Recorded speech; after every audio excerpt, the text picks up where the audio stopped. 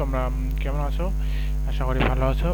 আজকে আমরা ইংলিশের হচ্ছে পার্ট 3 শিখব। আগে আগের ভিডিওতে যেটা বলছিলাম, যে আমরা প্রতিনিয়ত কি কি কাজ করি, কি কি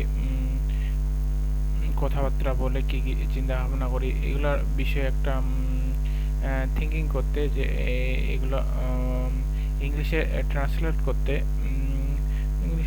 করতে আমি আমার খাতায় আমি যেটা ট্রান্সলেট করেছি সেটা অবশ্যই আমার ব্যক্তিগতভাবে তোমরা চাইলে তোমাদের তোমাদের তোমরা ইংলিশে প্র্যাকটিস করতে পারো। তো চলো শুরু করি।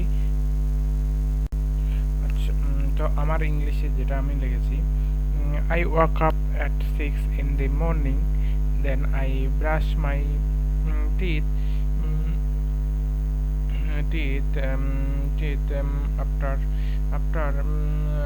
sat down to read a book for about 2 hours. After that I called my mom from breakfast and I had breakfast. Then I go to college. It takes my about 30 minutes to reach my college. তো আমি এটা বাংলা বলতেছি যে আমি কি সকাল 6টায় ঘুম থেকে উঠি, তারপর আমি দাঁত ব্রাশ করি এবং কি 2 ঘন্টার জন্য আমি কি পড়তে যাই, এবং তারপর আমার মা ডাকে আমাকে ব্রেকফাস্ট করার জন্য। তারপর আমি ব্রেকফাস্ট করার পর আমি কলেজের জন্য রেডি হই, এবং আমার কলেজ যেতে প্রায় 30 মিনিট লাগে। এইভাবে আমি আমার ইংলিশে আমি বাংলা থেকে ইংলিশে ট্রান্সলেট করি। তুমি যদি এভাবে তোমার ইংলিশ চর্চা করতে পারো, তো প্রতিনিয়ত ভাবতে পারো, কি থিঙ্কিং করতে পারো, এভাবে তুমি অনেক কিছু বুঝতে পারছি। প্রথম হবে না জানি, তাও চেষ্টা করে যেতে হবে। আমিও এখনো চেষ্টা করে যাচ্ছি। আমারও ইংলিশ একবারে ক্লিয়ার ভাবে বলতে পারি না, তাও আমি নিজেকে চেষ্টা করতেছি, তাও আমি নিজের ধৈর্য হারাইনি।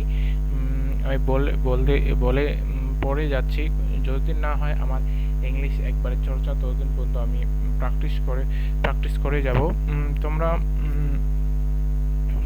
যদি চাও তোমরা এভাবে প্র্যাকটিস করো, নিজেকে ইংলিশ কিভাবে যাচাই করো, যে কারণ হচ্ছে ইংলিশ একটা ইন্টারন্যাশনাল ল্যাঙ্গুয়েজ। তুমি যদি এটা না জানো, তাহলে তুমি অনেক কিছু থেকে পিছিয়ে যাবে। কারণ তোমার যদি চিন্তা ভাবনা যদি অন্যদের সামনে না প্রকাশ করতে পারো, তাহলে তুমি অনেকের থেকে পিছিয়ে যাবে। কারণ তুমি যেটা পারো, তুমি যদি সেটা বিশ্বকে দেখাতে চাও, তাহলে অবশ্যই একটা ল্যাঙ্গুয়েজ থাকবে। তোমার যদি প্রতিভা তুমি বিশ্বকে দেখাতে চাও, তাহলে তোমাকে অবশ্যই ইংলিশ ল্যাঙ্গুয়েজ শিখতে হবে। নাহলে তুমি অন্যদেরকে বোঝাতে পারবে না যে তোমার নিজের ভিতরে কি কি গুণ আছে, কি কি তুমি স্কিল আছে তোমার মধ্যে। সেজন্যই তোমাকে প্রতিনিয়ত চেষ্টা করে যেতে হবে যে তুমি ইংলিশ পারছো কি না।